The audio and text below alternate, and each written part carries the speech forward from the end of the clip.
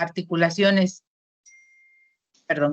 las articulaciones intercarpianas, las articulaciones metacarpofalángicas y las articulaciones interfalángicas. Sí, dígame.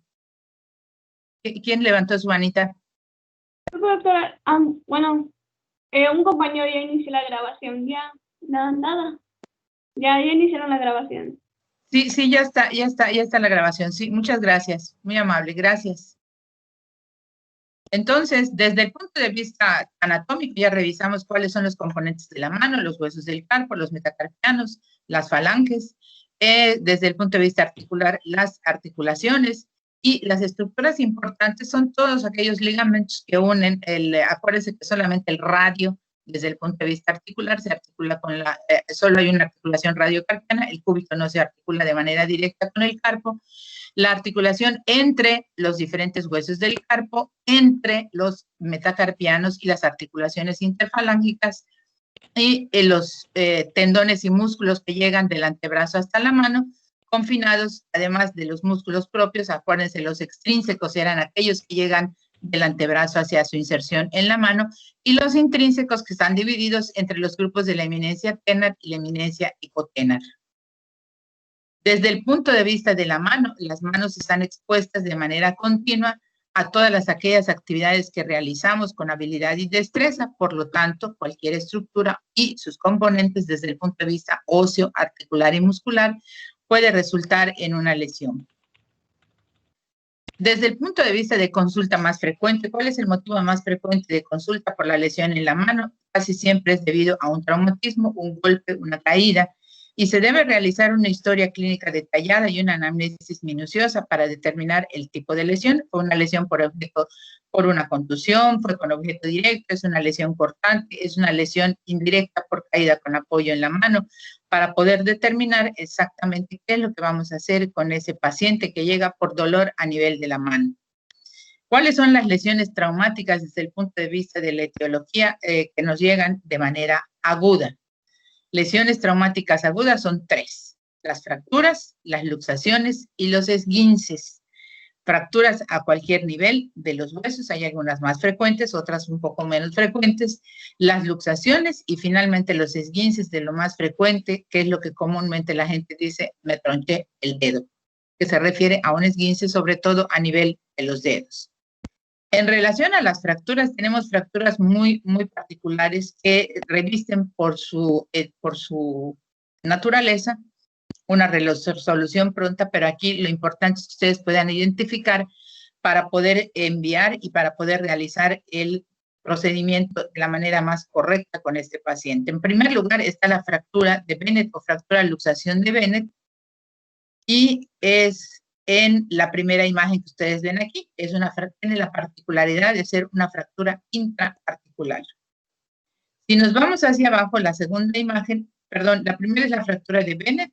Arriba tenemos la fractura de Rolando, que también se refiere a la misma articulación. Acuérdense que la articulación del trapecio con la base del primer metacarpiano es una articulación en silla de montaje. Por lo tanto, tiene una anatomía un poquito diferente al resto de las articulaciones. En tercer lugar están las fracturas de las falanges, y la otra imagen radiológica corresponde a las fracturas de la diáfisis de los metacarpianos desde el punto de vista radiológico para poder identificar. Las fracturas de los metacarpianos se producen habitualmente por traumatismos. Vamos primero con los metacarpianos, por traumatismos indirectos al ejercerse una fuerza. Puede ser por torsión, por golpe directo, y de acuerdo a esto será el tipo de trazo. Si es un trauma directo sobre el dorso de la mano, el trazo de fractura por lo general es transverso. Si el mecanismo de lesión es un mecanismo de torsión, probablemente sea oblicuo, y en el caso de dar un golpe de puño, la más común, ahorita vamos a ver, es la fractura de la cabeza del quinto metacarpiano, y el dolor queda localizado en el sitio o en el foco de la fractura. Desde el punto de vista de las fracturas de los metacarpianos, estas son lesiones frecuentes en la práctica deportiva. De acuerdo al tipo de trazo, pueden ser transversales, espirales y oblicuas. como les acabo de mencionar, y por su sitio anatómico depende del sitio donde ocurra a nivel, luego vamos a ver las imágenes radiológicas, es en la diáfisis del metacarpiano, es a nivel de la cabeza, es a nivel de la base, en un trazo intraarticular, entonces hay que ser muy descriptivos en la identificación de la fractura de un metacarpiano. Entonces, en esta imagen, aquí les señalo, bueno, es una fractura de la diáfisis transversa, es una fractura subcapital, como está en el esquema, es una fractura oblicua, es una fractura transversa, está en la base del metacarpiano o abarca la superficie articular, dependiendo del sitio donde el sitio anatómico en el metacarpiano. ¿Cuáles son los mecanismos de producción? Pueden ser directos, ya sea por contusión, aplastamiento, indirectos, como son cuando te traccionan por tensión, angulación, cualquiera que esto sea. Entonces, todos estos mecanismos de lesión pueden producir una fractura a nivel del metacarpiano. La mano habitualmente, ¿qué ocurre después de una lesión? Pues obviamente hay edema y equimosis de manera tardía, no necesariamente en el inicio, como ven en esta imagen, la zona de edema y equimosis entre la palma y el dorso, y en la imagen radiológica se identifica muy bien la fractura de la cabeza del quinto metacarpiano, producida por golpe de puño fallido, como se le conoce, y es el nudillo el que aplica la fuerza directa sobre una superficie, y es cuando ocurre este tipo de fractura. También se le denomina fractura del boxeador. Los desplazamientos más importantes a considerar en las fracturas de los metacarpianos, ¿cuáles son? Cuando se angulan y cuando se acortan, porque el tratamiento ya es de alguna manera diferente, ¿de acuerdo?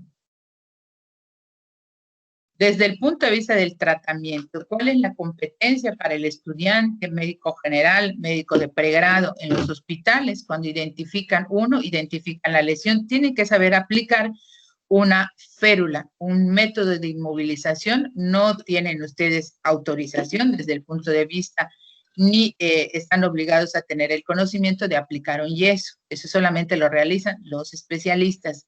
Como estudiantes y como médicos de primer contacto deben saber realizar el tipo de inmovilización mediante férulas, que nada más es una parte que contiene yeso, aplicar un vendaje, inmovilizar esa articulación para que luego el paciente pueda ser referido y sobre todo indicar al paciente mantener en alto la extremidad para disminuir el edema y las articulaciones de los dedos no lesionados. Es importante que las movilicen. Esas son las indicaciones, ese es el nivel de competencia de ustedes. Aprender a inmovilizar las diferentes fracturas.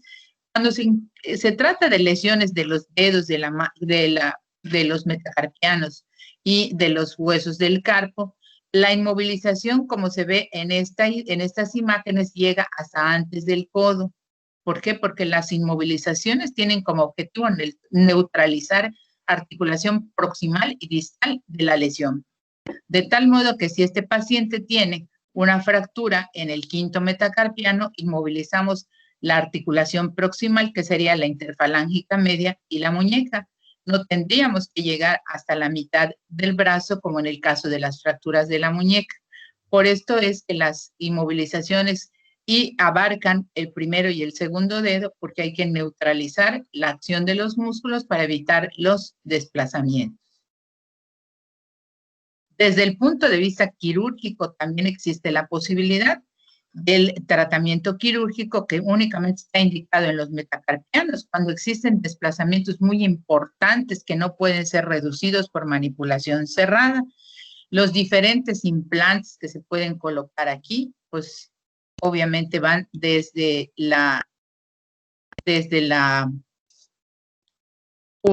una placa, como ven en esta primera imagen, hasta la aplicación de clavos que fijan la fractura, clavos que se realizan. Estos procedimientos pues se realizan obviamente en el quirófano mediante una reducción abierta. Esta es muy clásica, conocida también como fractura del boxeador, que es la fractura del quinto metacarpiano o fractura es el golpe del puño fallido, en el cual en vez de golpear con la mano empuñada a través del segundo y tercer metacarpiano, pues se hace con el quinto. y entonces se produce una fractura en el cuello y se desplaza la fractura. ¿Sí?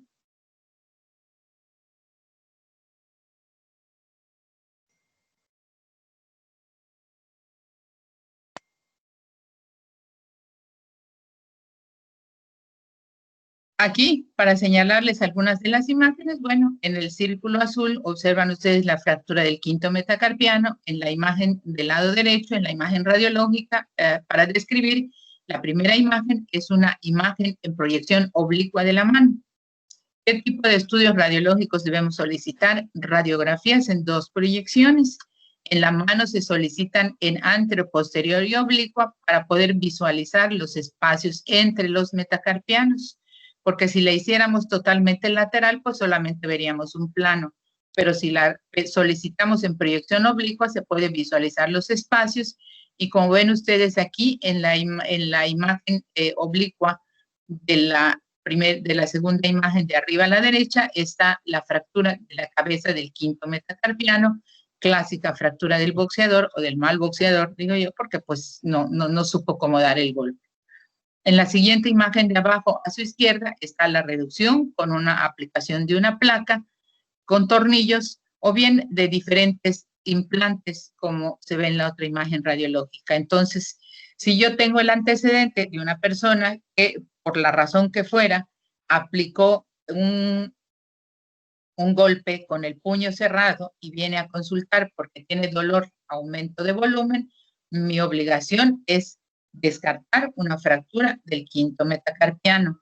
Una vez hecha el interrogatorio y la exploración, la obligación es solicitar una radiografía en anteroposterior y oblicua de la mano para corroborar nuestra impresión diagnóstica. Una vez realizado esto, corresponderá al especialista el tratamiento definitivo. Si estamos en un lugar donde no tenemos especialista y tenemos que referirlo a alguna clínica, porque estamos en el servicio social, en una clínica de medicina familiar, tendremos que inmovilizar con una FEP que abarque desde la base de las falanges de todos los dedos hasta la mitad del antebrazo, siempre en posición funcional de la muñeca. Esto es, voy a retroceder un momentito para que visualicen cómo, si ustedes ven aquí, la mano está en posición de recibir como una pelota. A eso se le llama posición fisiológica de la muñeca. No se inmoviliza en extensión, se inmoviliza con una ligera flexión entre la mano y la muñeca, que es la posición fisiológica de la muñeca. Y de esa manera ya podemos enviarlo, remitirlo, etcétera, para trasladarlo a donde corresponda.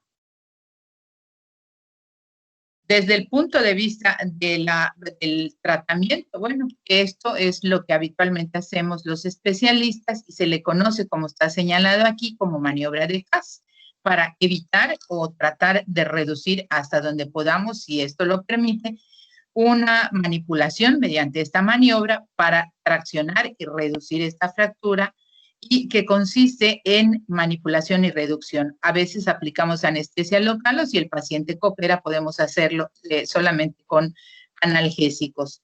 En donde se realiza con la mano en pronación, se flexiona el meñique de tal modo que la base de la falange proximal, como está aquí, la base de la falange proximal queda por debajo de la cabeza y así podemos ejercer una fuerza que empuja la cabeza del quinto metacarpiano y podemos lograr la reducción.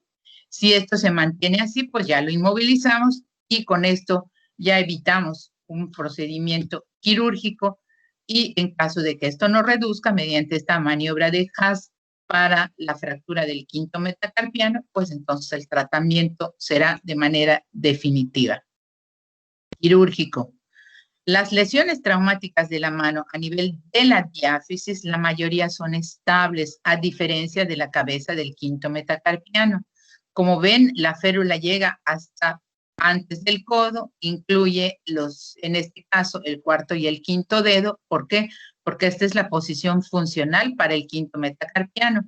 Si tuviéramos una fractura del segundo o del tercero, pues dejamos libres los dedos y solamente cuidar esta posición en ligera flexión de la muñeca mediante una férula inicial, colocar un vendaje almohadillado, administrar analgésicos o antiinflamatorios y la colocación del aparato de yeso de manera definitiva corresponde al médico de segundo nivel de atención o médico especialista.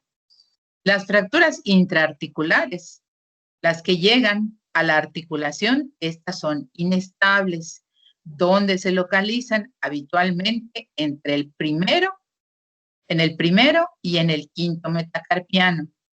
Las fracturas intraarticulares del pulgar se producen con más frecuencia a nivel de la base y estas dos abarcan dos tipos de fractura que vamos a ver en lo particular. La primera se llama fractura de Bennett o fractura luxación de Bennett.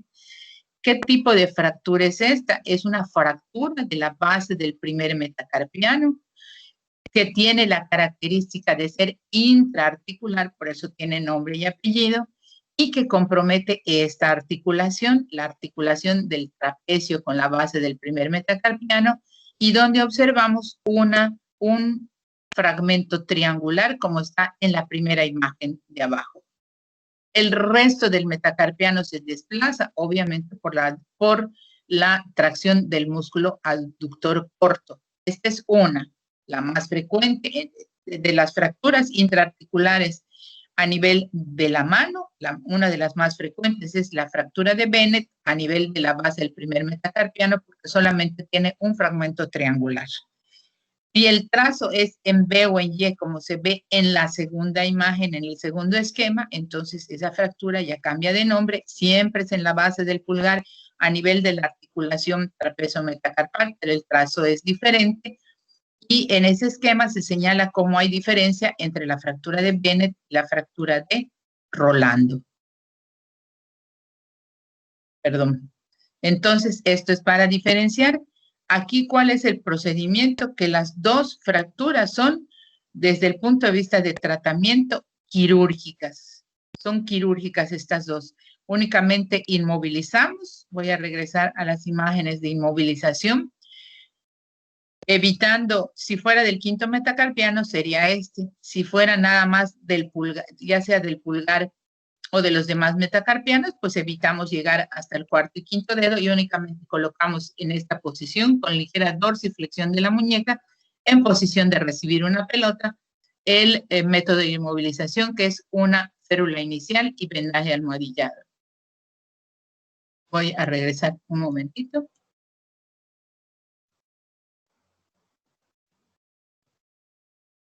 Entonces, las lesiones traumáticas de la mano las resumimos en 4 segmentos. La fractura de Bennett y la fractura de Rolando, que son las imágenes que corresponden al lado izquierdo. La de abajo es la imagen radiológica de una fractura de Bennett, donde solamente hay un trazo intraarticular, pero de manera triangular, con un único trazo. Siempre es en la articulación trapezo-metacarpal. 1. La fractura de Rolando siempre es en la base del primer metacarpiano con el escafoides, nada más que a diferencia de la primera, tiene 2 fragmentos o un trazo en B o en Y, según lo visualicemos. Eso la hace diferente. Las fracturas de las falanges, que son fracturas muy sencillas de manejar con métodos de inmovilización, y las fracturas de las diapsis de los metacarpianos.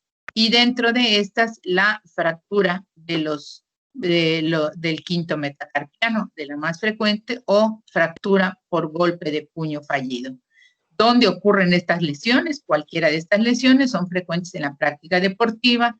Las fracturas de los metacarpianos se clasifican de acuerdo a su trazo y por el sitio anatómico tenemos que describirlas. En este esquema mostramos cuáles son los sitios anatómicos donde puede fracturarse el metacarpiano, ya sea intraarticular, a nivel de la base, a nivel de la diáfisis, en trazo oblicuo o a nivel de la cabeza.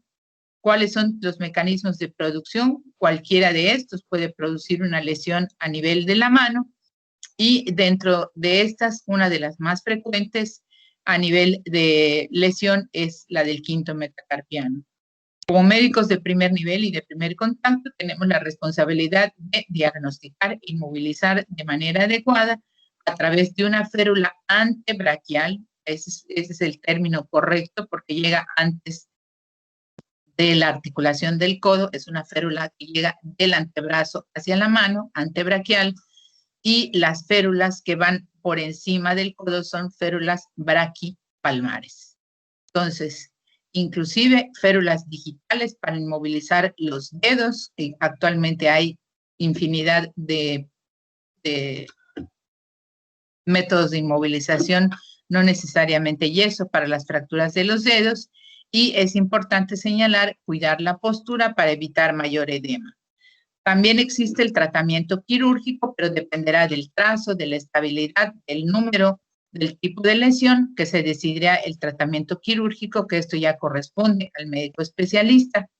Dentro de las lesiones más frecuentes de los metacarpianos, el mecanismo más frecuente está la del quinto metacarpiano, señalando aquí cuál es su mecanismo más frecuente. El golpe de puño fallido, en donde en lugar de golpear entre el segundo y el tercer metacarpiano, pues se hace con el quinto y se produce este tipo de fractura.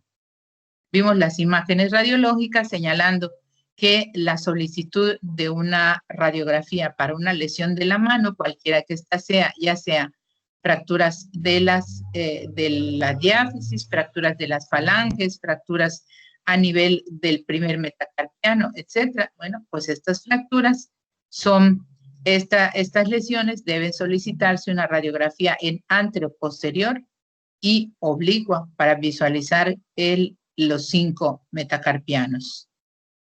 Y el tratamiento, en este caso, este tipo de maniobra para las lesiones del quinto metacarpiano y la forma de inmovilizar o realizar una inmovilización. ¿Cuáles son las más inestables y que por lo tanto requieren tratamiento en muchas ocasiones quirúrgico? Pues las del primer metacarpiano y las del quinto, que también pudieran ser quirúrgicas. Las fracturas intraarticulares se producen con más frecuencia donde en el pulgar a nivel de la base. Y vimos las diferencias desde el punto de vista anatómico entre la fractura de Bennett y la fractura de Rolando. Muy bien. Nos falta revisar las lesiones traumáticas de los dedos, las lesiones de las falanges de los dedos. Esto lo completamos mañana, porque mañana está muy cortita la clase. La clase de mañana es sobre las fracturas de la muñeca. Esas completamos con las fracturas de las falanges de la mano e iniciamos fracturas de la muñeca.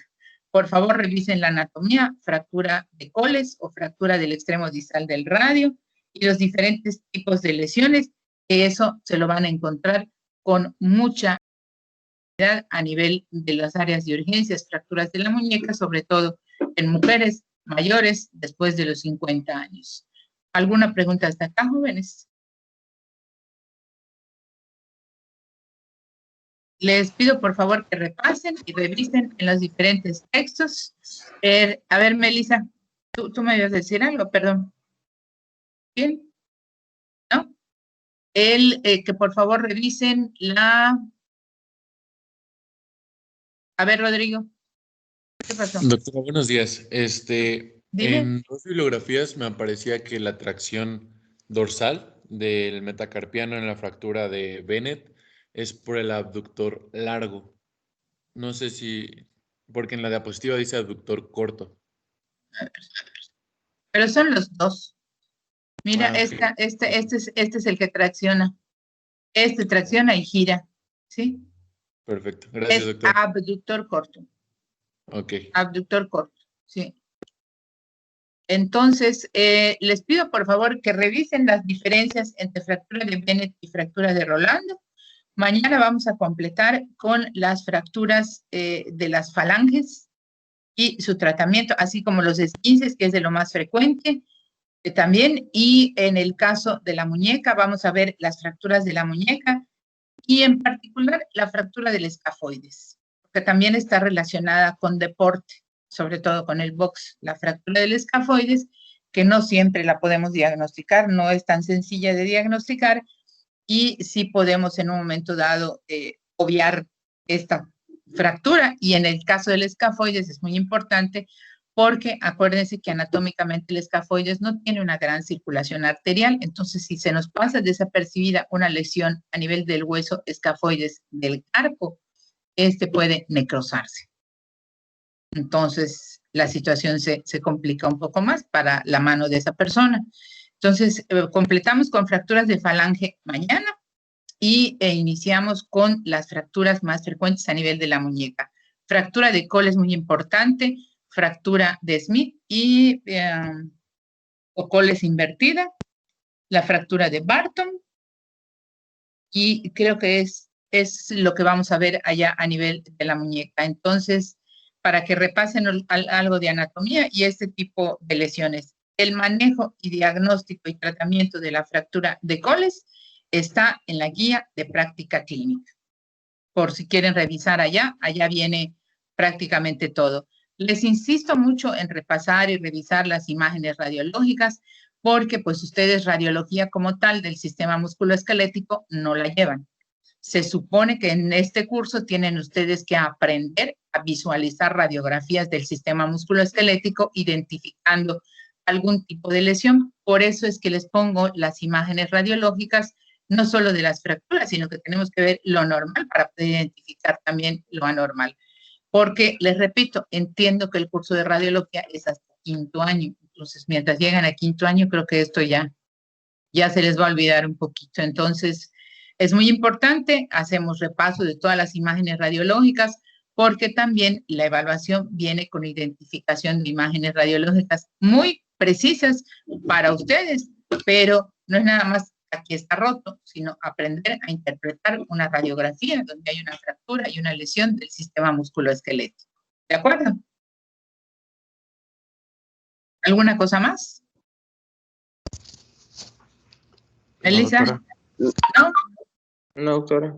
No, quedó claro todo esto. Entonces, por favor, revisen fracturas de muñeca para mañana, en particular fractura de Coles, para que aquellas dudas, aquellas preguntas que puedan surgir en relación a tratamiento, bueno, voy a intentar, porque lo ideal hubiera sido, que desafortunadamente no podemos hacer las prácticas de las inmovilizaciones, pero pueden ustedes buscar en YouTube, les voy a dar las referencias, cómo se aplica un vendaje en 8 para la clavícula, cómo se aplica una férula, o por lo menos las imágenes de una férula, qué componentes tiene una férula y qué es un vendaje almohadillado. El vendaje almohadillado básicamente es cubrir la extremidad, cualquiera que sea la lesión que tengamos, sobre todo en la mano y en el pie, por ejemplo. No tengo manera de inmovilizar a este paciente y creo que tiene un esguince o tiene una fractura del tobillo. Bueno, pero tengo algodón. El algodón es la base de un vendaje almohadillado. Colocar de la base de los dedos hacia arriba, mano o pie, el algodón de manera circular y sobre este algodón ponemos una venda elástica y a ese se le llama almohadillado. Cuando hacemos un doble vendaje de esta manera, también se le conoce como vendaje de Jones. Está descrito también en el Silverman, vendaje de Jones. Pero el vendaje almohadillado, ¿para qué nos sirve tanto en la mano como en los pies? Para disminuir un edema importante y mejorar la inflamación de una articulación o de una región anatómica afectada. Rodilla, tobillo y mano también. ¿De acuerdo?